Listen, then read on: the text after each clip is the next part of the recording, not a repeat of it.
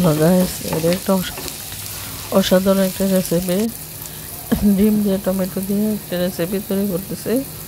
ডিমের ঝুড়ি বলা হয়, শরীরটা বেশি ভালো না, তারপর উপর দিয়ে সপ্তাহে একটা করে রেসিপি তৈরি করি আর পোস্ট করি আপনাদের জন্য। তো ভিডিওগুলো ভালো লাগলে একটা লাইক করবেন, শেয়ার করবেন, একটা কমেন্ট করে জানাবেন, একটা সাবস্ক্রাইব করে দেবেন। তো দেখুন কীভাবে এই রেসিপিটা তৈরি করতেছে, আমার সাথেই থাকবেন। তো ভালো লাগলে আপনারাও তৈরি করবেন। তো দেখুন, এটা একটা অসাধারণ রেসিপি, খেতে খুব সুস্বাদু।